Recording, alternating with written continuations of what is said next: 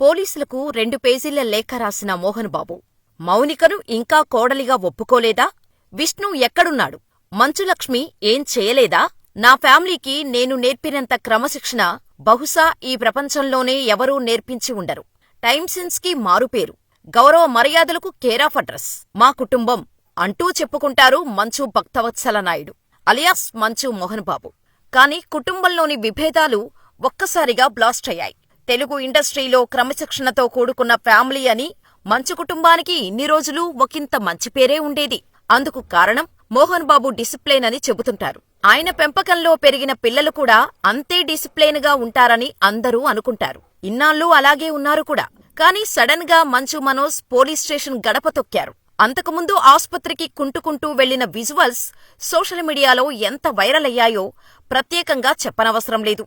ఇక పోలీస్ స్టేషన్కు వెళ్లిన మనోజ్ డిసెంబర్ 8న ఉదయం గుర్తు తెలియని 10 మంది వ్యక్తులు తమ ఇంట్లోకి ప్రవేశించి అరుపులు కేకలు వేశారని, అడ్డుకోపోయిన తనపై దాడి చేసి పరారయ్యారంటూ మనోజ్ డిసెంబర్ 9న పహాడీ షరీఫ్ పోలీసులకు ఫిర్యాదు చేశాడు. దవాఖానాలో చికిత్స చేయించుకున్నానని, తన కుటుంబానికి ప్రాణహాని ఉందని, బాధ్యులపై చర్యలు తీసుకోవాలని ఫిర్యాదులో పేర్కొన్నాడు. ఆ కంప్లైంట్లో ఎక్కడా తండ్రి మోహన్ బాబు పేరు కానీ, అన్న మంచు విష్ణు పేరు కానీ లేదు.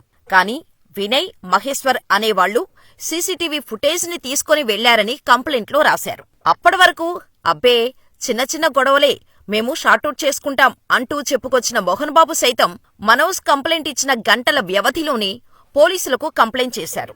ఏకంగా 2 పేజీల కంప్లైంట్ రాసిచ్చారు మోహన్ బాబు. అందులో మనోజ్ నుంచి ప్రాణహాని ఉందని రాయటం ఇప్పుడు తీవ్ర దుమారం రేపుతోంది.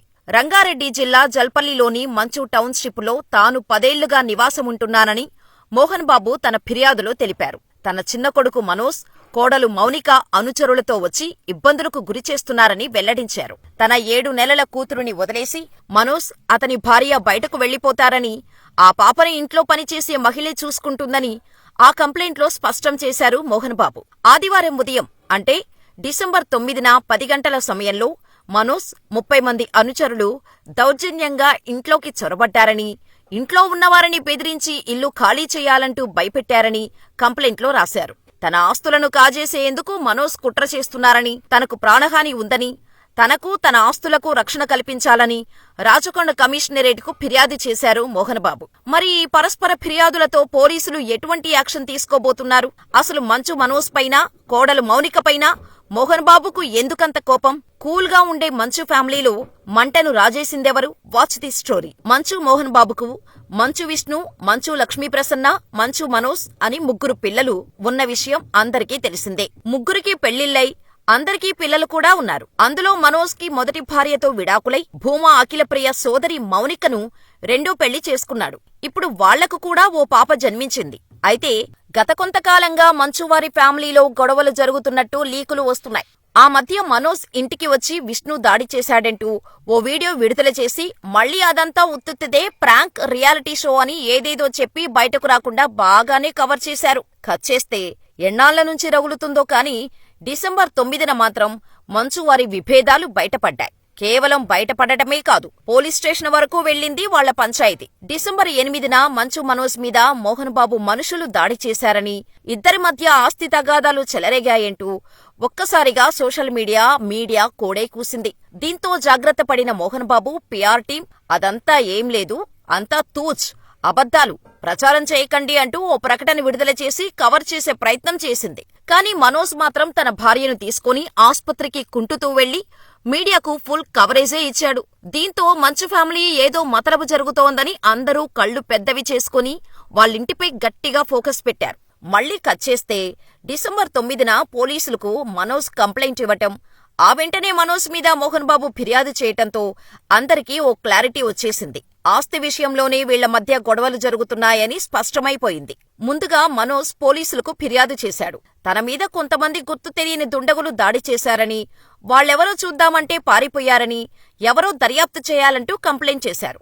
ఆ వెంటనే తన కొడుకు, కోడలు మనోజ్, మౌనిక నుంచి తన ప్రాణానికి, తన ఆస్తులకు భద్రత లేదని, రక్షణ కల్పించాలంటూ పోలీసులకు మోహన్ బాబు విజ్ఞప్తి చేస్తూ ఫిర్యాదు చేశారు. మనోజ్, మౌనిక అసాంఘిక శక్తులతో కలిసి తనపై దాడికి ప్రయత్నిస్తున్నారంటూ పోలీసులను మొరపెట్టుకున్నారు. చాలా పెద్ద లేఖను జత చేయటం గమనార్హం.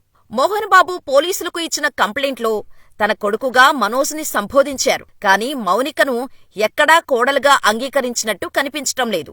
మౌనికను మనోజ్ పెళ్లి చేసుకోవడం ఇష్టం లేదని అందరికీ తెలిసిన విషయమే. అందుకే వారి పెళ్లిని మంచులక్ష్మకే అంతా దగ్గరుండి చూసుకుంది. కాని పెళ్లి తర్వాత కూడా కోడలిని దూరం పెడుతూనే వచ్చారు మోహన్ బాబు. కంప్లైంట్లో ప్రతిసారీ మనోజ్ భార్య అని మాత్రమే ఉందిగాని ఎక్కడా కోడలు అని రాయలేదు. కంప్లైంట్లో సైతం కోడలుగా అంగీకరించటానికి మోహన్ బాబు ఒప్పుకోలేదంటే ఇంట్లో పరిస్థితి ఎలా ఉంటుందో ప్రత్యేకంగా చెప్పనవసరం లేదు. ఈ లేఖను పరిశీలనగా గమనిస్తే చాలా కీ ఎలిమెంట్స్ బయటకు వస్తాయి. అదేంటంటే విద్యానికేతన్ ఆస్తుల గురించి చర్చించిన విషయం మోహన్ బాబుకు తెలీదని చెప్పటం. అలాగే మనోజ్ డైల్ 100కు ఫోన్ చేసి తనపై దాడి చేశారు, తన భార్యపైనా దాడి చేశారు అని చెప్పటం కూడా మోహన్ బాబుకు తెలీదట. ఇంకా ఆశ్చర్యకరమైన విషయమేంటంటే పోలీసులు ఆయన ఇంటికి వచ్చి విచారణ చేయటం కూడా తెలీదని చెప్పటం. అసలు శనివారం రాత్రి నుంచి సోమవారం ఉదయం వరకు జరిగిన రచ్చ ఏమాత్రం తనకు తెలీదని కంప్లైంట్ రాయటం. సోమవారం నాటికి ఇంట్లో ఏదో జరుగుతుందనే అనుమానంతో కంప్లైంట్ చేశాను అన్నట్టు మోహన్ బాబు ఆ లేఖలో రాయటం పలు అనుమానాలకు దారితీస్తోంది. మోహన్ బాబు డైరెక్టుగా కొడుకు కోడలిపై ఫిర్యాదు చేశారు. కాని మనోజ్ మాత్రం గుర్తు తెలియని వ్యక్తులు దాడి చేశారు అని కంప్లైంట్ ఇచ్చారు. ఇక లా ప్రకారం చూసుకుంటే మంచు మనోజ్ పెట్టిన ప్రైవేట్ సెక్యూరిటీని అక్కడి నుంచి పంపించేస్తారు పోలీసులు. కుటుంబ సభ్యులు, ఆ ఇంట్లో పనిచేసేవారు తప్పితే బౌన్సర్లు, ప్రైవేట్ సెక్యూరిటీని పోలీసులు పంపించి వేసే అవకాశం ఉంది.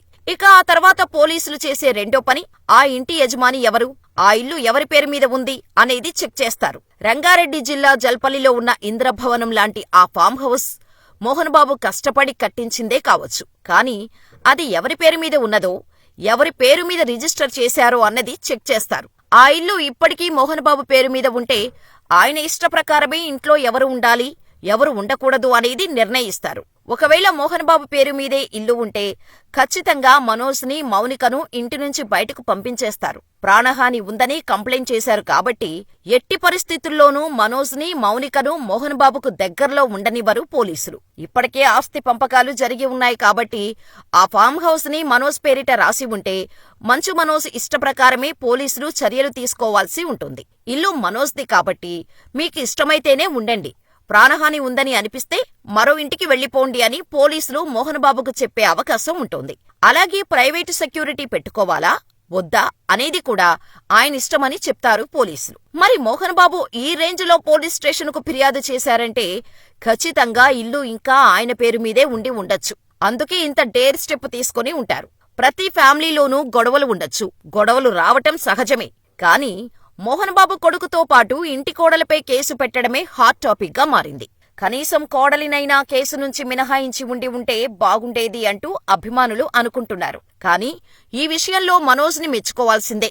ఎందుకంటే ఇంత జరిగినా ఎక్కడా తనపై దాడి చేసింది తన తండ్రే అని మోహన్ బాబు పేరును చెప్పలేదు, భార్యతోనూ చెప్పించలేదు. ఇదిలా ఉంటే అంతా బాగానే ఉన్న మంచు ఫ్యామిలీలో ఒక్కసారిగా ఈ తగాదాలు ఎలా వచ్చాయని అభిమానులు తలలు బాదేసుకుంటున్నారు. అయితే ఈ మొత్తం ఫైటింగులో మంచు విష్ణు పేరు ఎక్కడా రాలేదు. విష్ణు దుబాయ్లో ఉన్నాడని, ఈరోజు ఫ్లైట్ దిగి అంతా సెట్ చేస్తారంటూ మీడియాలో కథనాలు వచ్చాయి. కానీ అప్పటికే పంచాయతీ పోలీస్ స్టేషన్ టేబుల్ మీదకు చేరుకుంది. అంతకుముందే లక్ష్మీ మంచు జల్పల్లిలోని ఫామ్ హౌస్ కు వెళ్లి తండ్రి తమ్ముడి మధ్య సయోధ్య కుదర్చాలని చాలా ట్రై చేసింది. కానీ కుదరక ఆమె కూడా వెళ్లిపోయింది. మరి మంచు వారి ఫ్యామిలీ ఫైటింగ్ ఎపిసోడ్లో పోలీసులు ఎలాంటి స్టెప్ తీసుకుంటారో చూడాలి.